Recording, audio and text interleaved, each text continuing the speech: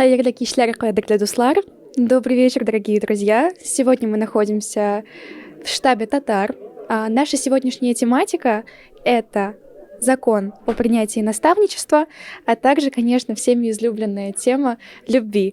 Поэтому давайте мы с вами быстрее побежим задавать интересные каверзные вопросы не только участникам сегодняшнего штаба, а также нашему специальному гостю, юристу. Но это мы скорее оставим, так скажем, как на вишенку на торте. Добрый вечер, как вас зовут? Привет, Тимур.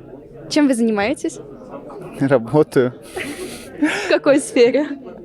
Изыскание в строительных материалах и в стройке. Интересно. Подскажите, пожалуйста, считаете ли вы, что самый лучший выбор в вашей жизни будет девушка-татарка, которая обучается в медицинском университете? На самом деле, девушки-татарки-медики просто one love, очень крутые, но можно и на других тоже посмотреть, но медики это вообще топ, согласен. То есть вы хотите сказать, что все-таки приоритет выбора будет составлен на девушках-татарках, которые обучаются или связывают свою жизнь с медицинским университетом? Я очень сильно не хочу обидеть других девушек, но девушки-татарки-медики топ. Добрый вечер, как вас зовут? Алина. Вы студент или уже работающий врач? Студентка 3-го меда. Какого курса? 2-й курс. Прекрасно. У нас началась тематика любви, самое прекрасное чувство. Подскажите, пожалуйста, давайте представим ситуацию. Вы встретили в штабе «Татар» на определенной встрече своего родного человека, у которого нет ред-флагов, у которого по полной программе грин-флаги, и все доходит до никаха. Самый интересный, наверное, вопрос и самый всегда долгожданный вопрос на никахе для девушки — что бы вы хотели на махр? Я хотела бы квартиру 3-комнатную, где-нибудь в хорошем месте. Ну вот не центр и не чтобы окраина, вот какое-нибудь, что-то посередине. И, естественно, золотые украшения. Ну, без этого никак. Какие-нибудь кольца, цепочку, ну, либо просто можно золото. А в течение какого времени вы бы хотели получить это все? Ну вот, ладно, 1-й год. Ну вот смотрите, у нас есть основатель беседы, яркая молодежь, он нефтяник. И я считаю, что у нефтяника должно быть где-то в кошелечке что-то такое звенящее, что приведет к тому, что вы получите тот махр, который так хотите. Да. Спасибо большое. Добрый вечер. Подскажите, пожалуйста, как вас зовут? Михаил. Мы брали интервью у девушки и спросили, чего бы она хотела на махр.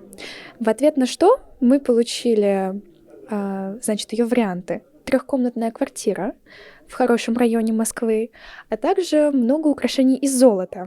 Вы, как представитель мужского пола, как относитесь к таким вариантам махра у девушек? Наверное, я положительно к этому отношусь, в пределах разумного.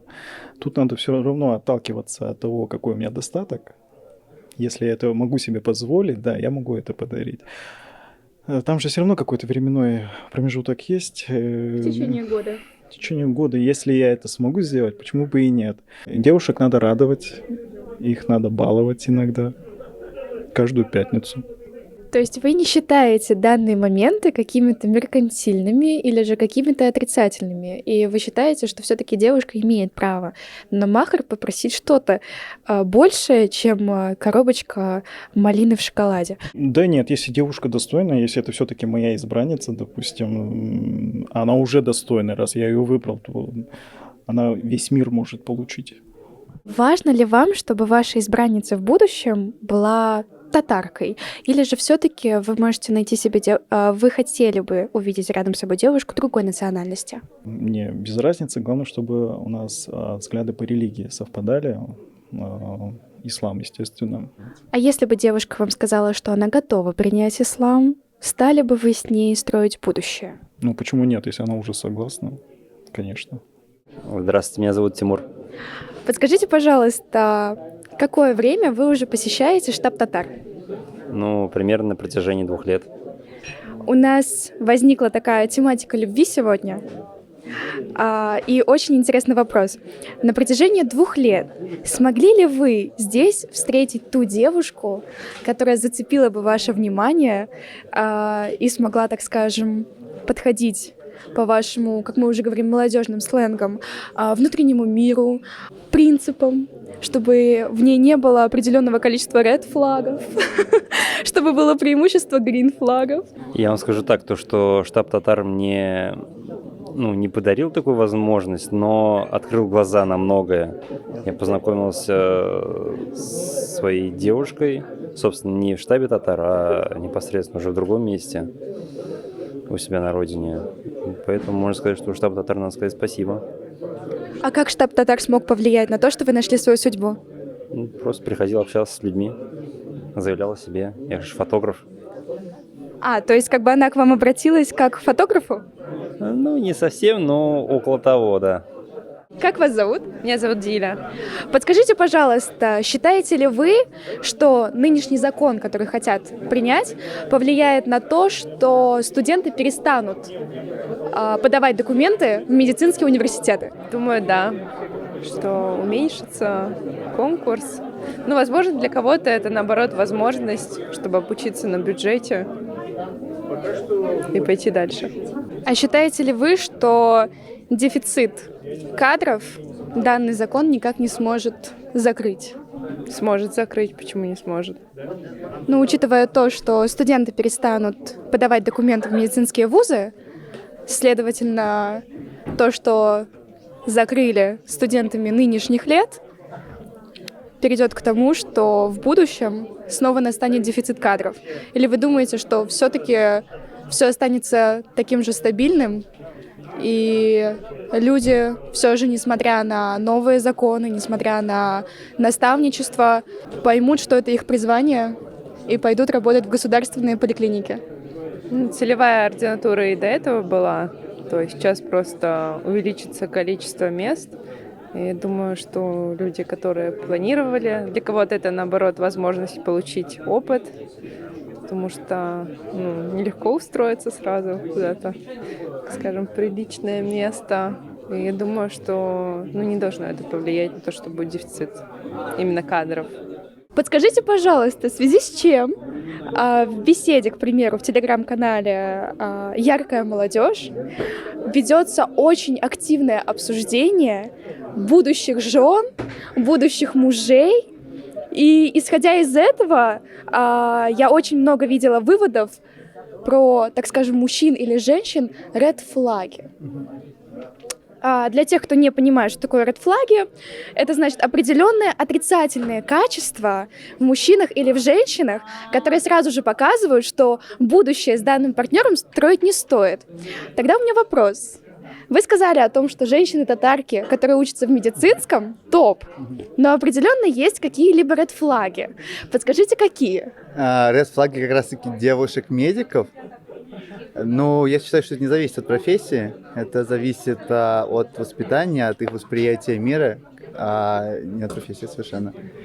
Отвечу еще на предыдущие вопросы. Я думаю, что эта тема поднимается, потому что наш средний возраст 25-32 где-то года, для людей, которые там находятся, это слишком насущный вопрос, уже все вроде как готовы к семейной жизни, уже хотят себе мужа, хотят себе жену, но из-за того, что не все еще понимают, что нельзя найти свой идеал, к сожалению или к счастью, не знаю, никто не сможет найти человека, который у тебя здесь в голове сидит. Они как раз-таки расставляют эти green флаги, red флаги, вместо того, чтобы подумать, как ты с этим человеком сможешь в перспективе существовать и жить. Они думают, он меня контролирует, red флаг. Она там что-то вот так вот одевается не так, red флаг. Никто не думает, что в перспективе это может быть по-другому. То есть вы считаете, что такая тематика молодежи, так скажем, в плане red флагов, green флагов, немножечко отрицательно влияет на построение семьи? Да, как и появление Инстаграма, я в этом искренне уверен. Все вот эти... не хочу говорить про вот эти западные ценности, все, я достаточно хорошо отношусь к Западу, грубо говоря. Но то, что приходит оттуда, сильно не близко для нашей татарской культуры. И мужчины смотрят одно, там хотят от девушек чего-то. Девушки смотрят тоже, хотят, чтобы мужчина меня там всю любил Баловал. просто так, и все, да. Но никто не понимает, что... Да, точнее, есть люди, которые понимают, есть люди, которые, к сожалению, не понимают, что надо просто любить друг друга, и тогда как раз-таки и один будет о другом заботиться, и первый о втором. Но тогда, если у нас есть определенная проблема того, что в беседе яркая молодежь, все-таки представители мужского и женского пола, хотят найти свою вторую половинку, может быть, будет идея некоторая составить или беседу, или, может быть, даже основать приложение татарское в виде Тиндера.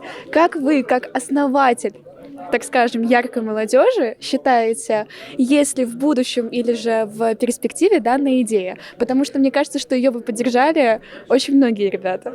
Но насчет Тиндера есть АНАЕМ, и я знаю ребят, которые там сидят и пытались там, познакомиться, построить отношения какие-то, у кого-то даже получалось. Я за живой контакт, поэтому мы проводим кучу встреч просто последние недели, по 3-4 больших или маленьких встречи. У нас люди строят семьи. У меня есть друзья, которые познакомились, через несколько месяцев сделали свадьбу в Никах. Это не одна уже пара, они знакомятся на живых встречах. Для меня это лучше, чем тот же АНАЕМ или любой другой мессенджер. У нас мы по приколу закидываем, когда кто-то хочет найти себе пару, анонимно закидывается анкета, там, парень ищет девушку такого-то возраста, там, с такими-то целями на жизнь и так далее. И тоже какой-то коннект происходит, люди узнают друг друга вживую, это намного ценнее. То есть, получается, для тех, кто сейчас слушает это интервью, мы можем сказать, что люди могут спокойно вступать в группу и в беседу «Яркая молодежь». Вы там обязательно найдете свою вторую половинку, так как это все равно был, есть и будет довольно-таки острый вопрос. А также, конечно, наши прекрасные, теплые, уютные встречи, где очень многие ребята могут найти по своей, так скажем, ауре, как новомодные слова, по своему внутреннему ощущению свою вторую половинку. У нас здесь возникли две интересные темы. Конечно же, самая первая — это приоритетная тема наставничества, и вторая — это тема любви. Хотелось бы вначале затронуть тему наставничества. Конечно, очень много бурных обсуждений со стороны студентов идет, но вы, как врач-реаниматолог, что можете сказать по поводу этого закона? А именно такой вопрос. Если к вам придет студент, который сдал первичную аккредитацию, вы, как наставник, готовы ли взять студентов под свое крыло? Или все-таки их ждут реалии того, что они будут просто самостоятельными пташками? Наставничество было, есть и будет. Это основа нашей медицины. Недавно у меня был замечательный ординатор. Он якут, из Якутии. И он прекрасно освоил регионарные блокады за 2 недели. У нас центр курс обучения регионарной анестезии. Поэтому это практикуется, это должно быть, и это основа российской медицины, а раньше советской. То есть вопрос вообще так не стоит. Без этого медицины нет. Просто я слышала отзывы от некоторых врачей, что они боятся, что в связи с тем, что закроются определенные места, так скажем, вакансии медработников, понизят заработную плату для врачей. А также, процитирую фразу, «У нас и так много обязанностей, нам студенты не нужны». Как вы относитесь к этой фразе? Это неправильно. Когда я работал в Уфе, у меня был замечательный заведующий эндоскопией Алянгин Владимир, не помню, по-моему, Александрович. Вот у них считалось стильно и круто вести еще группу. То есть они гордились тем, что они не только очень востребованные практические специалисты, а тем, что они еще преподают. То есть это была отдельная фишка, которой они гордились, и она считалась необходимой. Я пожелаю, наверное, каждому студенту, медику, встретить такого наставника в будущем, как вы, встретить такого преподавателя, так скажем, по жизни, потому что я уверена, что каждый студент, который только закончил университет, он еще, так скажем, маленькая пташка в гнезде, к которому следует полететь. И я очень надеюсь, что ребята из штаба «Татар» встретят таких, как вы. Спасибо вам большое за интервью. Подскажите, пожалуйста, как вас зовут? Илюза. Вы какой деятельностью занимаетесь? Я врач-гастроэнтеролог. У нас здесь возник очень такой насущный вопрос. про, так скажем, ну, ведение молодежи в виде таких тезисов, как red флаги, green флаги.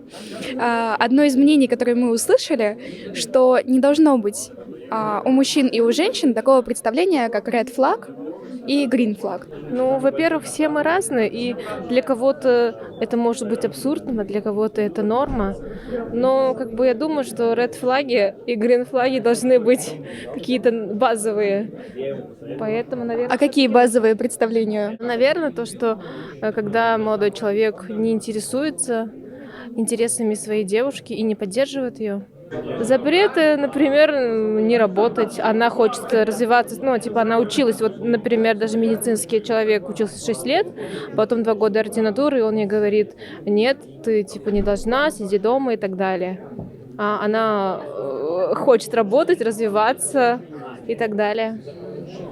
Вы считаете, что на встречах штаб-татар Гиппократ можно найти того самого человека, и можно ли разгадать с первой встречи различные ред-флаги или же, наоборот, какие-то добрые и положительные качества? Ну, с первой встречи, я думаю, нет. Нужно же в любом случае узнать человека, пообщаться.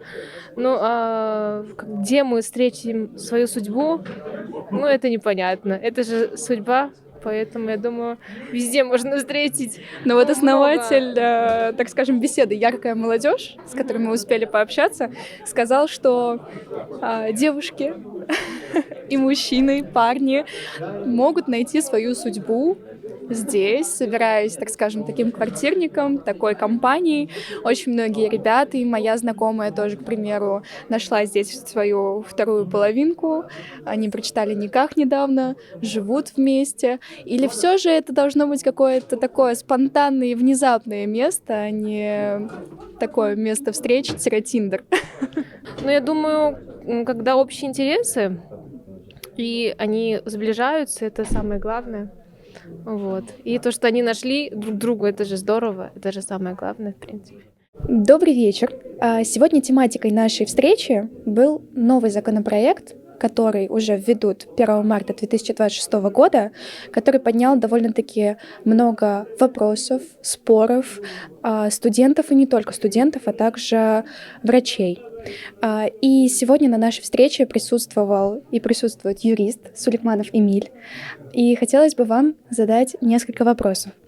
Подскажите, пожалуйста, стоит ли на данный момент студентам, а также врачам переживать по поводу наставничества? И как вы считаете, изменит ли данный закон медицину в России? Так как очень многие студенты считают, что медицина в России после этого закона станет намного ниже по уровню, и очень многие уже ребята не будут поступать в медицинские вузы. Саида, я считаю, что это очень благое начинание. И как мы с вами обсуждали, действительно есть принятый осевой закон, который вносит эти изменения, вводит этот институт наставничества, он так и называется. Но, как я уже сегодня говорил, необходима инфраструктура для обеспечения исполнения этого закона. Что я под этим подразумеваю? Если студенты действительно будут вынуждены, медики новоиспеченные, ехать куда-нибудь подальше от Москвы, даже если они, допустим, здесь учились, как и в советское время, это должны быть определенные социальные условия. То есть жилье, возможно, от государства, возможно, какие-то деньги, которые позволят снимать это жилье, подъемные, какие-либо льготы. Это то, что когда-то было положительным опытом в Советском Союзе. Я подозреваю, что наше государство хочет вернуться к этому замечательному опыту, и я считаю, что если такая инфраструктура будет обеспечена, тогда, конечно, в этом ничего плохого нет, потому что, во-первых, студенты гарантированно получают работу и гарантированно не останутся посреди улицы в каком-нибудь, допустим, Петрозаводске или Красноярске, куда они приедут, а приедут туда, где их, по сути, ждут. Соответственно, это ситуация, когда у нас очень много сейчас безработицы, студенты такие получают такую возможность не только применить свои знания непосредственно на практике, но заработать имя, с которым потом можно будет продвигаться куда-либо еще. получить опыт. Поэтому я считаю, что здесь ключевым моментом является именно создание такой инфраструктуры. И как я уже тоже сегодня за круглым столом говорил, создание этой инфраструктуры должна быть обеспечена через подзаконные нормативные акты, которые будут до 1 марта 2026 года вот эти пробелы заполнять. Большое спасибо. У нас также сегодня в штабе собралось огромное количество врачей, и я слышала не сегодня, но все же от других врачей о том, что данный закон может повлиять на заработную плату нынешних уже специалистов, так как будут закрываться дыры в регионах. Все это приведет к тому, что специалистов начнет хватать, заработная плата будет ниже, а также появятся новые обязанности в виде наставничества. Подскажите, пожалуйста, будет ли, или может вы как-то предскажете, или может вы как-то подумаете логически именно в плане юриспруденции, как это могло бы повлиять на специальность уже врача с лицензией, который работает на данный момент в поликлиниках и в больницах? Ну, смотрите, как я понимаю, этот закон направлен на то, чтобы закрыть определенный вакуум в регионах. Вот сейчас действительно, может быть, самые лучшие врачи собрались в столицах или вообще в крупных городах, а непосредственно в регионах их нету. Поэтому вот в этом смысле я не могу сказать, что это прямо непременно приведет к такой бешеной конкуренции, что врачи станут друг у друга забирать деньги. Для того, чтобы действительно понизилась зарплата, нужно, чтобы рынок был перенасыщен специалистами.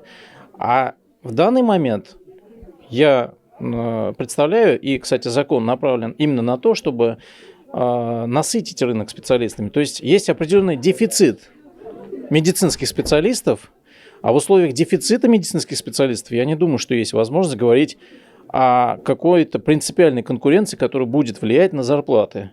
Но опять-таки, с другой стороны, если мы говорим о том, что государство обязано создать инфраструктуру, я полагаю, что государство в этом смысле должно создать и достойный фонд заработной платы, чтобы врачи хотели ехать в регионы, чтобы, допустим, может быть, не слишком сильно отличалось столичное обеспечение зарплатой от регионального. Поэтому это скорее вопрос даже больше государству. Это на откуп государству отдается, потому что это все-таки здесь речь идет не о чистом коммерческом рынке, а именно о рынке, который создает государство на свои собственные средства. И, соответственно, государство, если хочет, чтобы такая инициатива достигла своей цели, должно создать достойный фонд оплаты труда таких медиков. Я так думаю. Большое вам спасибо за интервью. Также огромное спасибо за то, что в данном законе и в данной суете, так скажем, студентов и врачей вы все-таки нашли положительные стороны. И я уверена, что все те ребята и слушатели, которые увидели наше с вами интервью, обязательно успокоятся, может быть, подумают немножечко в положительную сторону, в другую сторону в плане данного закона, выявят для себя плюсы, а не только минусы, и, так скажем, определенная давля на юристов, на, так скажем, закон, на государство и на врачей, в том числе и преподавателей в медицинских вузах, немножечко хотя бы понизится. Спасибо. Спасибо вам. Что бы вы хотели пожелать штабу татар? Процветания, чтобы все больше и больше людей приходили в этот штаб, красивых, умных, много-много вообще татар, чтобы мы все объединились и вместе проводили время. Я считаю, что это самое главное, что вот объединяет нас, это то, что мы татары и что мы все вместе. Я бы хотела это вот продолжать на многие-многие года вперед. Я хотел бы сказать, чтобы штаб татар, наверное, процветал, был таким, как он был прежде, и чтобы сюда приходило как можно больше молодых людей, девушек, парней, чтобы они знакомились, общались и, собственно, в дальнейшем уже делали свою частичку общества, потому что это немаловажный фактор для того, чтобы татары все-таки были более крепкими, дружными, ну и более сплоченными, наверное. Это очень прекрасно видеть, когда татары общаются друг с другом. Спасибо большое за то, что вы посмотрели данное интервью. Надеюсь, что вы получили массу положительных эмоций, также ответы на некоторые вопросы, которые могли вас мучить по поводу нового законопроекта. Это в большей степени касается студентов, которые на данный момент испытывают довольно-таки напряженное состояние. Наши интервью, наши встречи будут продолжаться. Обязательно приходите, обязательно попейте чай с молочком, обязательно учпучмаки на нашем вечере есть. Вы также можете встретить, может быть, вероятность довольно-таки высокая, свою будущую судьбу, своего будущего партнера. Поэтому очень-очень ждем вас. Спасибо за то, что посмотрели данное интервью. Подписывайтесь на наш YouTube-канал, на наш Рутуб-канал. Жмите на колокольчик, чтобы получать уведомления о новых роликах. Хорошего всем дня, вечера. Спасибо большое.